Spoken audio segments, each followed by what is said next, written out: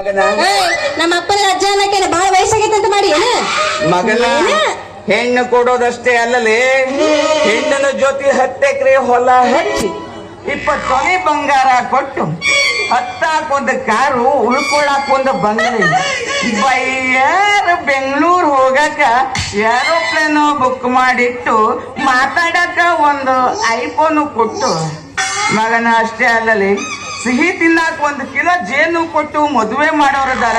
ನೀ ನನಗ ಅಜ್ಜಾರ ಅಂತಿ.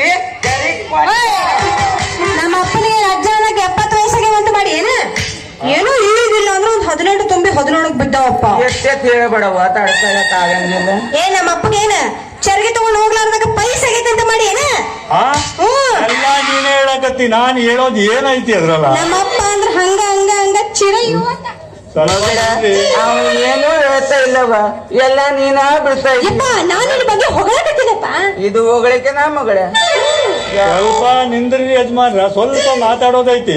ಪುರ್ಸೊತ್ತಿಲ್ಲ. ಲೇ ಲೇ ಲೇ ಮಗನ ಯಾಕಲೇ ಇವೆಲ್ಲ ಕೇಳಿ ನಿನ್ನ ಬಾಯಾಗೇನು ಜೊಲ್ಲು ಜುಳ್ಳು ಜುಳ್ಳು ಜುಳ್ಳು ಸೋರಯ್ಯೋ ಎಲ್ಲ ಸೋರ್ಯಾಸ್ಕೊಂತ ಅಡ್ಡಾಡ್ತೈತ್ ನೋಡು.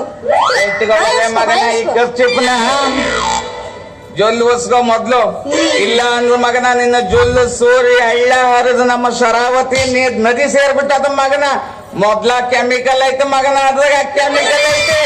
ಬಾರುವ ಮಗಳ ಹೋಗೋಣ ಹೋಗಿ ಬಿಡೋಣ.